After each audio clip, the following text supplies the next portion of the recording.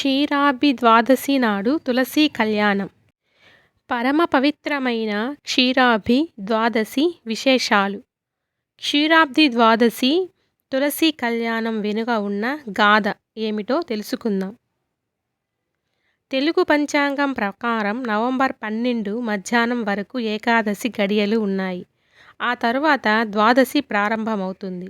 November 13 బుధవారం ఉదయం 10 వరకు ద్వాదశి గడియలు పూర్తవుతున్నాయి. క్షీరాబ్ది ద్వాదశి పూజ సాయంత్రం జరుపుకుంటారు కాబట్టి సాయంత్రం తిథి ఉండడం ప్రధానం. అందుకే క్షీరాబ్ది ద్వాదశిని నవంబర్ 12నే జరుపుకోవాలని పంచాంగకర్తలు సూచిస్తున్నారు. ఇదే రోజున ఏకాదశి కూడా జరుపుకోవడం మరో విశేషం. తులసీ పూజ విశిష్టత. హిందూ సంప్రదాయంలో తులసీ పూజకి విశిష్ట స్థానం ఉంది. తులసి చెట్టు లేని ఇల్లు ఉండడమే అది అతిశయోక్తి కాదు. ముఖ్యంగా కార్తీక మాసంలో ప్రతిరోజు తెల్లవారుజామున కానీ సాయం సంధ్యములో కానీ తులసి యొక్క వద్ద దీపం పెట్టడం మన సాంప్రదాయంలో భాగం. తులసికి ఎందుకంత పవిత్రత ఉందో తెలుసుకుందాం. అసలు తులసికి ఎందుకంతటి పవిత్రత వచ్చిందంటే తులసి మధ్య భాగంలో ఉండే కాండంలో సమస్త దేవీ దేవతలు, అగ్రభాగమునందు 4 వేదాలు, మూలంలో సర్వతీర్థాలు ఉన్నాయని శాస్త్రవచనం. అందుకే తులసి యొక్క వద్ద దీపం ఉంచి నమస్కారం చేసేటప్పుడు ఈ కింది శ్లోకాన్ని తప్పక చదువుకోవాలి. యాన్మూలే సవతీర్థాని యన్మధ్వే సర్వదేవతా యద్దగ్రే సర్వవేదస్య తులసీత్యాం నమామహ్యం అని చెప్పి నమస్కరించుకోవాలి. తులసీ కళ్యాణం వెనుక ఉన్న పౌరాణిక గాథ తెలుసుకుందాం. ఇక క్షీరాబ్ది ద్వాదశి రోజునే తులసీ కళ్యాణం ఎందుకు చెయ్యాలో ఇప్పుడు తెలుసుకుందాం. వ్యాస మహర్షి రచించిన స్కంద పురాణం ప్రకారం కాలనేని కుమార్తె బృందను జలంధరుడు పెళ్లాడుతాడు. బృంద అందగత్తె కాకుండా మహాపతివ్రత. ఈ జలంధరుని చావు లేకుండా వరం ఉంటుంది. ఏ రోజైతే తన భార్య బృంద తన ప్రాతిపత్యాన్ని కోల్పోతుందో ఆ నిమిషంలోనే జలంధరుడు మరణించేలా శాపం ఉంటుంది. జలంధరుని సంహారం. రాక్షస దర్పంతో లోకాలను పీడించే జలంధరుడు గర్వాన్ని అణచడానికి ఆ శ్రీహరి పూనుకుంటాడు.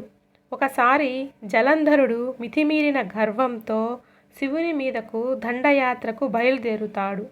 అదే అదునుగా భావించి లోకకంటకుడైన జలంధరుని సంహరించడానికి శ్రీ మహావిష్ణువు జలంధరుని రూపం దాల్చి బృంద ప్రాతిపత్యాన్ని అపహరిస్తాడు.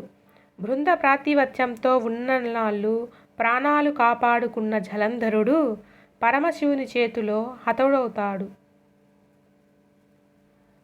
తులసి, ఉసిరి, మాలతి ఇలా పుట్టాయో తెలుసుకుందాం. ఆ సమయంలో శ్రీ మహావిష్ణువు బృందపై అనురాగాన్ని పెంచుకుంటాడు. అంతటా ధాత్రి, లక్ష్మి, గౌరీదేవి ముగ్గురు తమ అంశలతో 3 గింజలను సృష్టించి భర్త మరణంతో సతీగమనం చేసిన బృంద చితాభస్మంలో వానిని కలపమంటారు. అప్పుడు గౌరీ ఇచ్చిన గింజ నుండి తులసి, లక్ష్మి ఇచ్చిన గింజ నుండి ఉసిరిక, ధాత్రి ఇచ్చిన గింజ నుండి మాలతి ఉద్భవిస్తాయి. వీటిని చూచి విష్ణువు ప్రశాంత చిత్తుడై ఉంటాడు.